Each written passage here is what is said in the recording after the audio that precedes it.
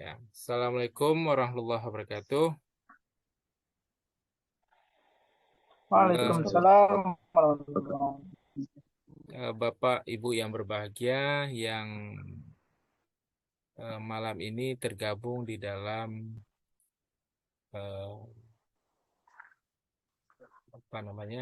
Zoom, di mana nantinya kita akan melihat bagaimana budaya positif itu bisa diterapkan di sekolah.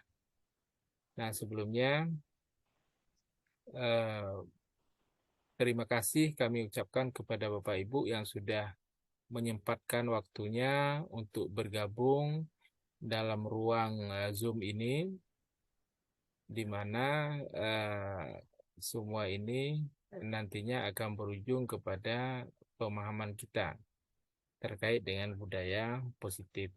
Nah, ini Bapak Ibu, eh, setelah mendengarkan ataupun setelah kita memahami bagaimana budaya positif nantinya, kita berharap sama-sama nantinya kita bisa terapkan di sekolah kita, SMA Negeri Unggul Tunas Bangsa. Bapak Ibu yang berbahagia, sekarang saya akan coba share screen terlebih dahulu sebelum paparan materi yang akan saya sampaikan.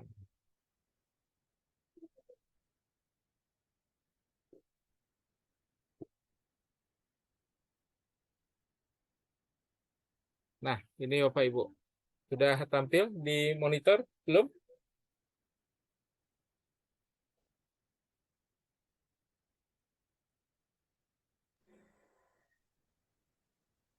Sudah, Kak, sudah. Sudah, Pak. Sudah ya. Oke, kita mulai. Oke, ready. Salam dan bahagia. Assalamualaikum warahmatullahi wabarakatuh. Untuk kita semua di ruang virtual ini, saya Musriyadi, CGP Angkatan 7. Pada kesempatan ini kita akan eh, sedikit banyaknya berbicara terkait dengan budaya positif. Ada pertanyaan pemantik ini Bapak Ibu. Hukuman dapat mendisiplinkan anak. Pemberian hukuman dengan hal positif seperti membaca atau membersihkan halaman sekolah dapat meningkatkan kedisiplinan siswa. Kemudian yang ketiga, memberikan penghargaan dapat meningkatkan motivasi belajar anak. Nah, Bapak Ibu yang berbahagia, di sini dalam konteks mendisiplinkan anak, terkadang kita keseharian, hukuman itu merupakan opsi yang memang harus kita laksanakan. Padahal hukuman itu sendiri paling tidak akan mempengaruhi si anak. Dan ada hal lain yang sangat memungkinkan untuk kita dapat kita terapkan. Nah, hal lain itu hal apa? Nah, itu nanti akan kita uraikan di slide-slide selanjutnya. Kemudian topik ini nanti akan kita bahas. Yang pertama, disiplin positif dan nilai-nilai kebajikan universal. Yang kedua, teori motivasi, hukuman dan penghargaan, restitusi. Ketiga, keyakinan kelas. Keempat, kebutuhan dasar manusia dan dunia berkualitas. Yang kelima, restitusi. Lima, posisi kontrol. Yang keenam, restitusi. Segitiga restitusi. Nah, Bapak Ibu yang berbahagia, yang pertama sekali adalah disiplin positif dan nilai-nilai kebajikan. Ada perubahan paradigma yang harus kita lakukan. Mau tidak mau, setuju tidak setuju, bila ingin berubah, maka paradigma harus kita ubah. Yang ini ada sedikit gambaran. Bila ada suatu barang di genggaman kita, dan kita genggam sedemikian rupa kuat, ada hal tertentu yang dapat membuka genggaman kita itu. Nah, terkadang orang memang tidak akan membuka genggaman dia itu. Begitu kokoh, begitu kuatnya ia menjaga komitmen agar apa yang ada di genggaman tangannya itu tidak bisa lepas ataupun tidak bisa terbuka. Tapi di sisi yang lain, ada orang-orang tertentu dengan bujuk rayu, pengancaman, menghardik, merayu, menyuap, dan lain sebagainya, sehingga dalam genggamannya itu akan terbuka dengan sendirinya. Nah, ini tentu hal-hal yang sifatnya negatif, tentu sedapat mungkin kita hindarkan.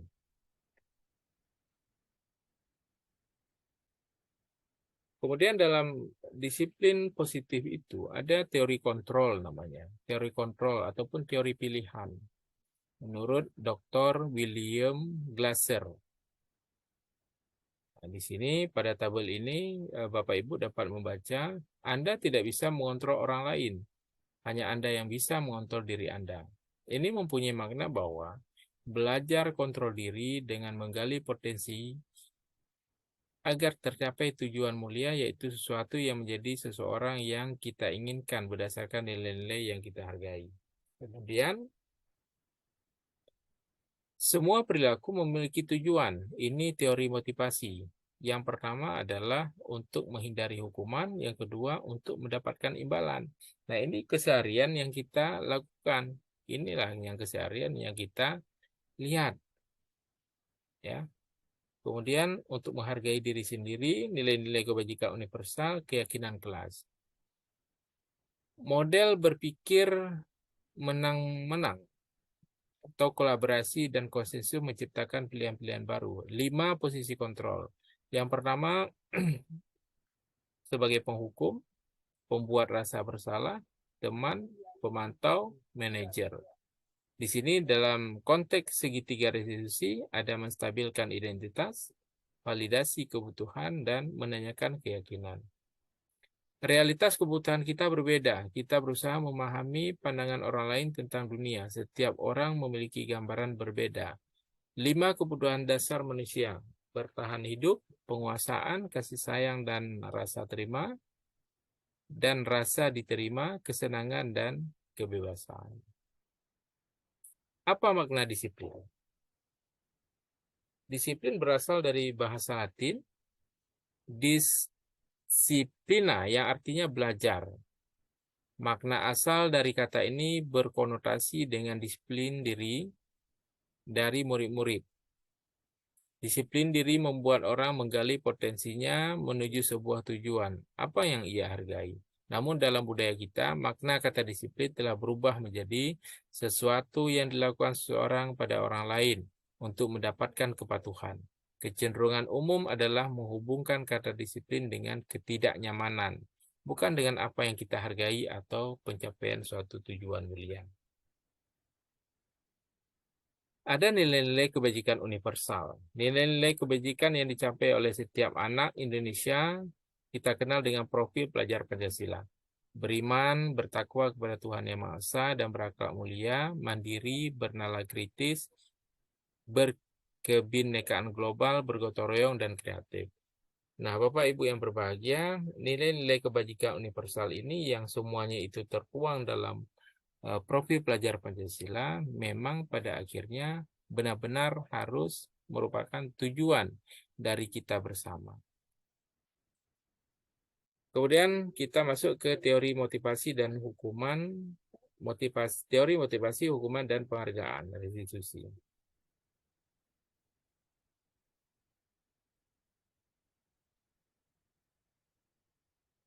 Terkadang Bapak Ibu, anak-anak itu merasa terhakimi oleh penghargaan. Padahal dalam konteks tertentu kita menganggap bahwa penghargaan itu suatu hal yang biasa, suatu hal yang memang bisa meningkatkan motivasinya. Tapi di sisi yang lain, Bapak Ibu yang berbahagia, perlu kita tahu bersama bahwa penghargaan juga akan menurunkan kualitas.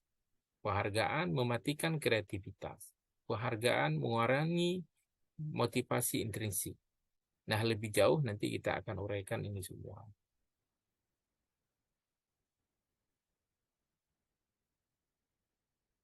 Nah, di sini Bapak Ibu, ada tindakan guru dalam tabel yang ada di layar Bapak Ibu.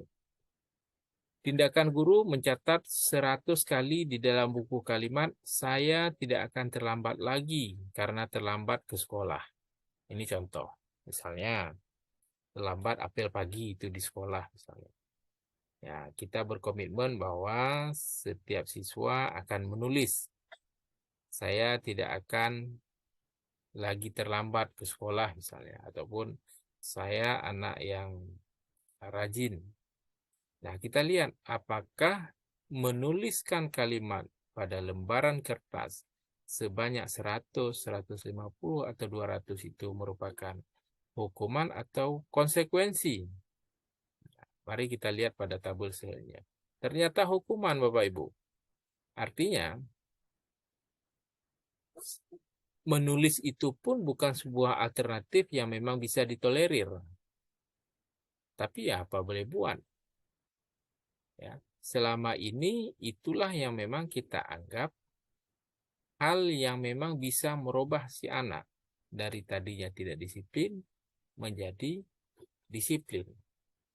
Nah, dengan pengetahuan-pengetahuan baru seperti ini, hendaknya hal itu sedapat mungkin kita kurangi sedikit demi sedikit, kita cari alternatif-alternatif lainnya sehingga konsekuensi itu muncul ke permukaan, bukan lagi dalam konteks hukuman dan lain sebagainya. Apa itu restitusi? Restitusi adalah proses menciptakan kondisi bagi murid untuk memperbaiki kesalahan mereka, sehingga mereka bisa kembali pada kelompok mereka dengan karakter yang lebih kuat. Restitusi juga merupakan proses kolaboratif yang mengajarkan murid untuk mencari solusi untuk masalah mereka dan membantu murid berpikir tentang orang-orang seperti apa yang mereka inginkan dan bagaimana mereka harus memperlakukan orang lain. Ada 9 ciri-ciri restitusi, Bapak Ibu. Yang pertama, bukan untuk menebus kesalahan, namun untuk belajar dari kesalahan itu. Kemudian yang kedua, memperbaiki hubungan. Yang ketiga, tawaran bukan paksaan. Yang keempat, restitusi menuntun untuk melihat ke dalam diri. Yang kelima, restitusi mencari kebutuhan dasar yang mendasari tindakan. Yang keenam, restitusi diri adalah cara yang paling baik. 7, restitusi fokus pada karakter bukan tindakan. Yang kedelapan, restitusi fokus pada solusi. 9, yang terakhir Bapak Ibu, restitusi mengembalikan murid yang berbuat salah pada kelompoknya. Nah, begitulah indahnya, bagusnya, ya, komponen-komponen restitusi yang pada akhirnya tidak lagi konteksnya itu menghukum, menghakimi si murid. Akan tetapi bagaimana cara agar si murid itu tersadar dengan kesalahan-kesalahannya, kemudian pada akhirnya nanti akan memperbaiki dirinya tanpa kita menghakiminya. Kemudian keyakinan kelas, Bapak Ibu. Ini perlu kita buat, perlu kita laksanakan agar seluruh warga kelas itu memang benar-benar memegang komitmen, ya, memegang komitmen agar bagaimana kelasnya itu dia sebagai warga kelas dapat melaksanakan apa-apa yang memang sudah menjadi keyakinan kelas itu. Mengapa tidak peraturan saja? Mengapa harus keyakinan kelas?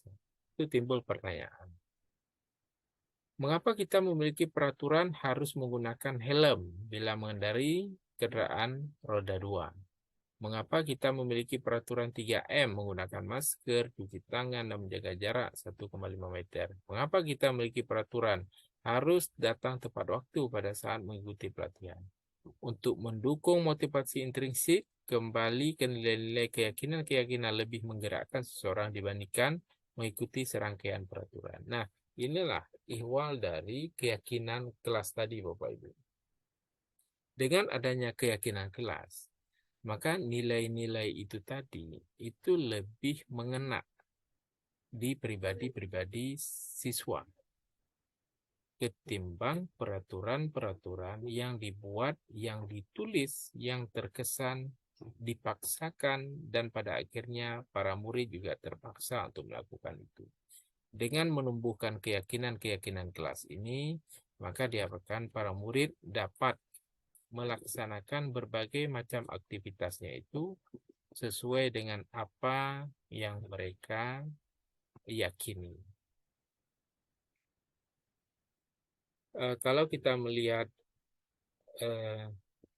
grafik bundaran seperti ini, maka yang paling luar itu adalah budaya positif, kemudian diikuti dengan lingkungan positif, kemudian diikuti lagi dengan lingkaran yang lebih kecil keyakinan kelas, kemudian baru pada akhirnya adalah peraturan kelas.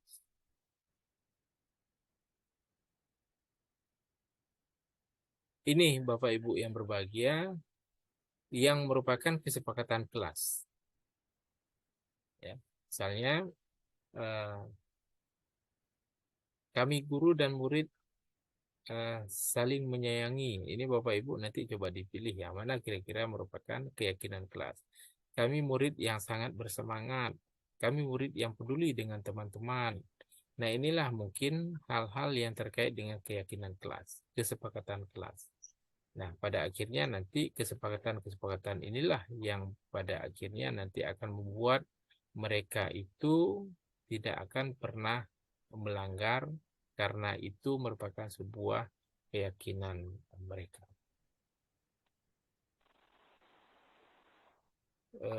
Kita lanjut. Kebutuhan dasar manusia dan dunia berkualitas. Ada kebutuhan dasar manusia, Bapak Ibu. Yang pertama adalah kasih sayang dan rasa diterima, penguasaan, kebebasan, dan kesenangan. Sebelum kita ke 5 posisi kontrol, mungkin Bapak Ibu ada yang ingin menanyakan ataupun memberikan argumentasi atau bagaimana? Pak Yumi mungkin ada yang ingin memberikan komentarnya. Nah, Saya rasa Bapak dilanjutkan aja dulu Pak. Nanti mungkin baru ada argumentasi setelah materi Bapak paparkan. selesai. Oke. Itu. Oke, siap, Pak Yumi Eskom. Pak Badil masih di ruang kan? Ibu Nami dan Bapak Suryadi ya. Ada 5 posisi kontrol, Bapak Ibu. Yang pertama, guru itu sebagai penghukum. Guru sebagai pembuat rasa bersalah, sebagai teman, sebagai pemantau, sebagai manajer. Nah, dalam konteks ini yang paling ideal adalah guru sebagai manajer. Ya, dia bisa mengayomi, dia bisa menjadi orang tempat mengadu, berlindung, dan lain sebagainya. Ya, ini idealnya seorang guru sebagai manajer. Apa indikatornya? Misalnya kalau guru sebagai penghukum, maka guru itu akan menghardik, akan menunjuk-nunjuk, menyakiti, menyindir, dan lain sebagainya. Itu adalah guru sebagai penghukum. Nah, sementara guru sebagai pembuat rasa bersalah, dia cenderung berceramah dan mengatakan, seharusnya ibu kecewa dengan kelakuan kamu, dan lain sebagainya. Sementara kalau guru sebagai teman, dia membuatkan alasan-alasan untuk muridnya sebagai acuan pembenaran, katakan. Sebagai pemantau, seorang guru itu menghitung dan mengukur apa yang sudah dilakukan, apa yang menjadi kerugian, keuntungan, dan lain sebagainya, Bapak Ibu. Nah, ini yang ideal sebagai manajer. Seorang guru itu akan mengajukan pertanyaan-pertanyaan yang pada akhirnya nanti akan membuka wahana baru terhadap berbagai macam tindakan yang memang kalau tindakan itu salah.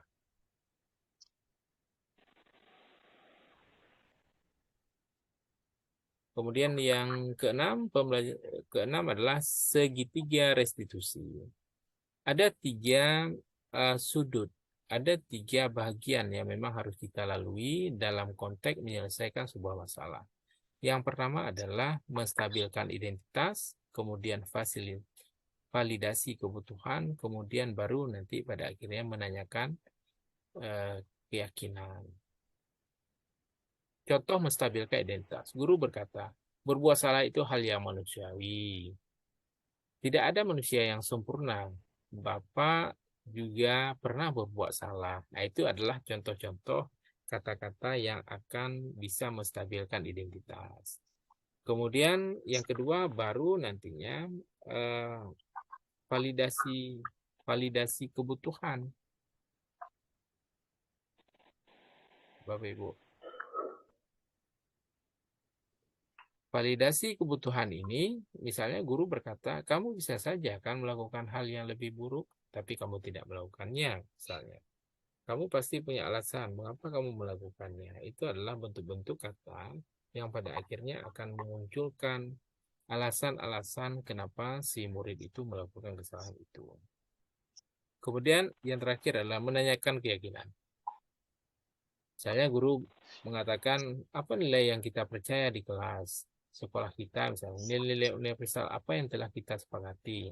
Nah, itu nanti akan muncul dari si murid terkait dengan apa yang menjadi keyakinan dia, apa yang menjadi kesepakatan dalam konteks kelaskah maupun dalam konteks sekolah. Nah, opsi-opsi terkait dengan apa yang mesti dilakukan dalam segitiga restitusi itu memang muncul dari si anak itu.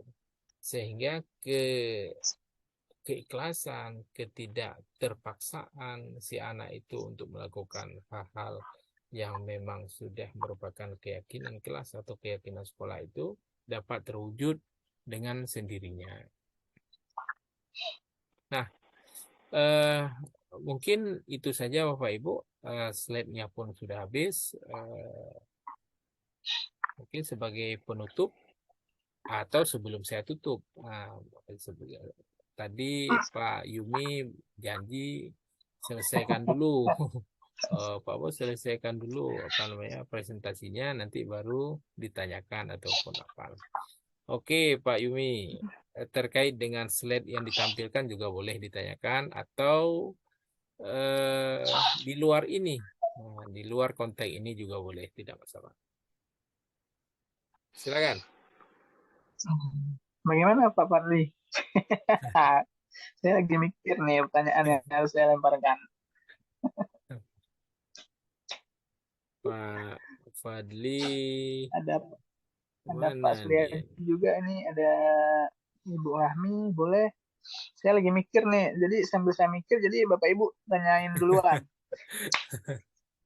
Enggak, memang harus Pak Yumi dulu, nanti baru ikut yang lain nih kelihatannya.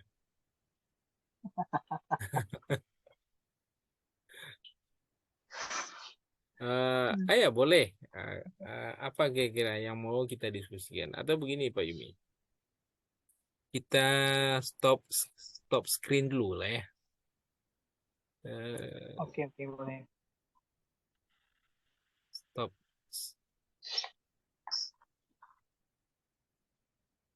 share. Nah, jadi ada persoalan yang mendasar di sekolah kita, SMA Negeri Unggul Tunas Bangsa. Misalnya tingkat kedisiplinan, ya, tingkat kedisiplinan guru, tingkat kedisiplinan siswa, tingkat kedisiplinan tenaga kependidikan misalnya, ini menjadi fokus. Memang dalam konteks kita sebagai orang terdepan dalam apa namanya menertibkan itu semua tentu tidak mungkin. Paling tidak adalah komitmen diri untuk diri sendiri agar paling tidak apa yang menjadi komitmen kita itu bisa kita laksanakan sebagaimana mestinya terkait dengan kedisiplinan itu. Ada sebuah masalah Pak Yumi dan Bapak Ibu lainnya.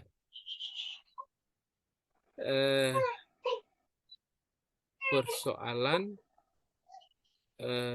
apel pagi misalnya. Terlalu ramai siswa yang memang tidak bisa tepat datang pada waktunya. Kira-kira Pak Fadil,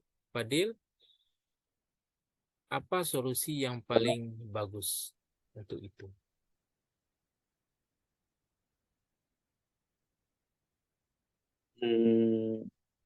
Ya solusinya kita sebagai guru juga harus mengimbau siswa untuk datang lebih cepat gitu Pak solusinya, dan membiasakan